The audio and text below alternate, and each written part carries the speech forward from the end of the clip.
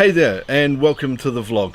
This is the third installment of the series on how to make a 48 hours film and what sort of equipment and bits and pieces you can get, that looking at the different options available. Today we're looking at lighting.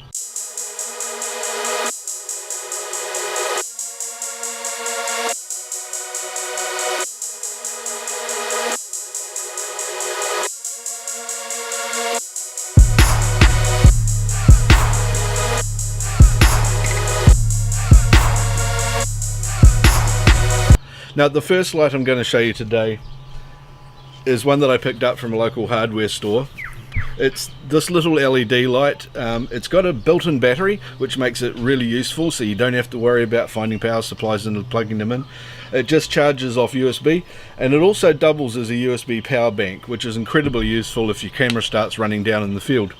Another really good feature of this light is that it's got a solar panel on the back, so you can charge it in the field as well.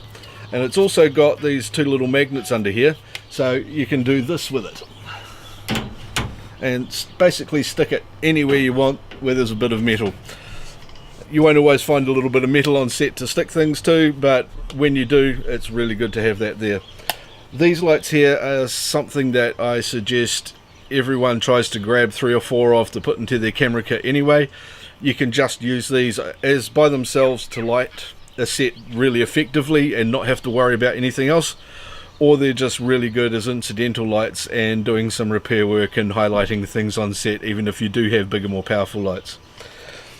They also easily mount onto a standard camera tripod with the thread on the bottom, which makes them very, very versatile and easy to put wherever you need them. Our next light is another improvised light, the standard flashlight. You can grab a lot of different flashlights, but quite often they've got a yellow or 3500 Kelvin bulb in them. You can have a look on eBay and find a lot of these lights, particularly by Fire, with a T6 LED in them. These are incredibly bright LED lights, and once again they're daylight corrected, maybe a little bit blue of daylight, but perfectly good for filming with DSLRs. Having a couple of these on set for doing high intense spot lighting of things, if you want to highlight something at night or bring up a large area, these are definitely the way to go. I will say though, when you're buying these things, watch out for these. This is a rip-off clone version of the Fire light. They're really cheap, they're usually 10 or 15 bucks. Expect to pay about $60-70 for the real one. Don't buy the cheap one, they're useless. One more improvised light that I've got here is this bar light. Now, it's quite common to find LED bar lights at photographic shops, but recently they've also started turning up in workshops, because workshop owners have found them really useful for putting under bonnets and that sort of thing. Once again, it's daylight balanced. It's a very good utility light. You can pick up a pair of these for about $60 at Bunnings or the Warehouse or Mitre on and off, and once again really worth having, even if you just shove them in with your kit with other things. They will once again stick to anything metal, or they've got a hook in the end that you can use to run over anything or between things. Very, very good utility light. Not particularly bright, but they are really good if you just need to bring up the edge of something or change the shape of lighting around something.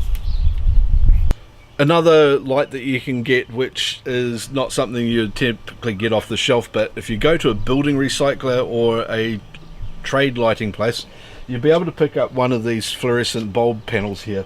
Now, you can get the full length bulbs here or the short 2-foot bulbs. You can get the fluorescent tubes in basically any colour you want, but they do need to be plugged in, and they do need a bit of maintenance, and they're quite delicate to travel around with.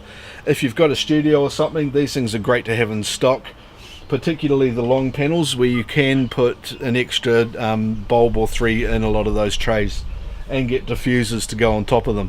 They're kind of an improvised light. You need to be somewhere where you can plug them in. They do take about 5 or 10 minutes to warm up, but one major advantage in them is if you're shooting green screen or something, or blue screen, you can actually get color corrected bulbs your colour corrected green or colour corrected blue bulbs to put into these panels to light up the green screen you've got, and that will fluoresce your green screen or blue screen even more, making your keying so much easier to do without getting as much light spill on your subject. That's something to keep in mind there. A lot of light bulb specialists carry those green and blue chroma bulbs in stock these days, especially if you're in your town, especially if you're in a town like Wellington where there's a lot of filmmakers. So that's the improvised lighting that I've got here. It's not the only improvised lighting you can get. Desk lamps are really good, just the screw-on bolt ones or the ones that clamp onto things. You can pick those up fairly cheap, and you can get an LED bulb that's really bright that will go into the socket. It won't draw too much power and give you really good directional light. Don't forget, with LEDs, they are directional.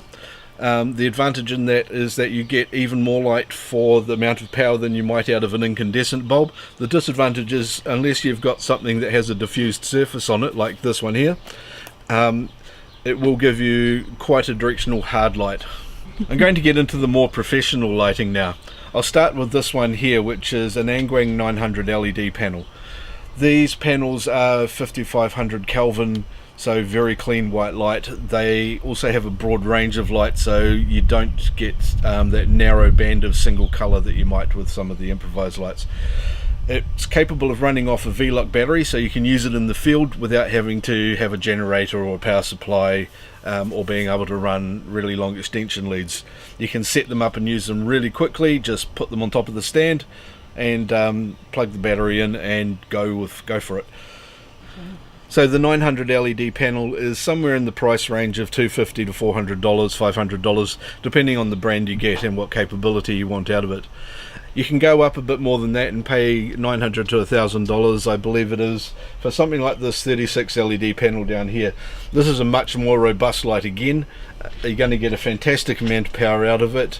It puts out roughly the same as about 2 kilowatts of incandescent light, and a very, very good color range out of it. These here also run on battery. They take filters and they put gels on them like you can with any other light. Great thing about LED is they won't melt your gels so quickly. Smaller lights available also in the professional range. I like these little camera lights here. Once again, they're the sort of thing that everybody should try and get into their kit, and they often come in the ability to shoot single color or dual color, such as this one here, which I can just run from daylight white through to 3200 yellow, or any sort of mixture in the middle. That sort of thing is a really good utility light, and as I said, the sort of thing that is really good to have in your kit if you can get them. You can usually pick them up for $50-$60 or a couple of $100, once again depending on the capability. Like the other lights, they will also just run off a camera battery, in this case the Sony F-type batteries, and really easy to get these, charge them up, they're cheap, easily used. Another improvised light that is worth looking at is this kind of torch. Once again, it's just an LED strip. A really good utility light. It's not going to light up a lot of things, but it's the sort of thing that, once again, you can use it for shaping light around something and highlighting areas and that sort of thing. One more thing to look at is lighting support. You can get all sorts of things for holding lights up. For example, the 2.5-inch bars that you see around a lot of studios and stages. Lighting bars and clamps are fairly readily available.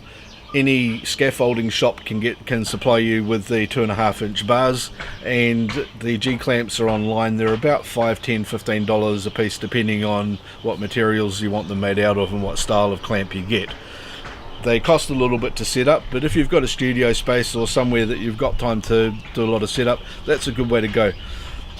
More basic setup is using these small, you can get a small tripod like this. I picked this one up off eBay, it was $3 and that included shipping. This sort of white work-light stand here you can get at most hardware stores. It's often in yellow or blue, not the nice black we come to like in the film world, but quite often they've got the baby pin on top of them, and they tend to come with a pair of lights or something like that, and they're cheap. They work though, and they're fairly solid. or you can go for the more professional lighting stand. They're lightweight, they've got really good clamps and things on them. They're set up to hold your light in various angles, and are quite robust and easily portable. Your other option for a lighting stand, which is easily done, incredibly portable, and only needs feeding, is your crew. Don't be afraid to get your crew standing still, holding a light. Real easy to set up. They can turn the lights on and off as you need them, or move around easily without needing grips. And as long as they don't get fidgety and start laughing and giggling and shaking the lights around, you can get a very good result like that and reduce your shooting time. So that's a good 48 hours tip at least. So for the 48s, what would I use to shoot with? Well, I'm going to go with the LED panels here, and I'm going to go with these lights here. They're just really easy to keep in your pocket, really easy to give to your crew. I'm not going to have to cable anything up because we'll keep a set of batteries charged. If you watched my previous episode, you'll remember that I said one of the best cameras you've got around is actually your cell phone. The great thing is everybody on your crew has cell phones, and you don't even need to unlock the things to be able to just swipe up and push that button there, and you've got another really good light. Don't underestimate the power of the lights on these little phones. They're bloody fantastic, and you could shoot a whole movie just with a pile of cell phones, I think. Don't see why not. Anyway, thanks for watching this. I hope you've enjoyed it, and I hope it's been useful. If you have, click the subscribe button, like it, share it with all your friends, share it with all people who aren't your friends that you haven't met yet. That's fine, I don't mind. Post it into other forums, and have fun with the 48s. There'll be another one of these coming very soon.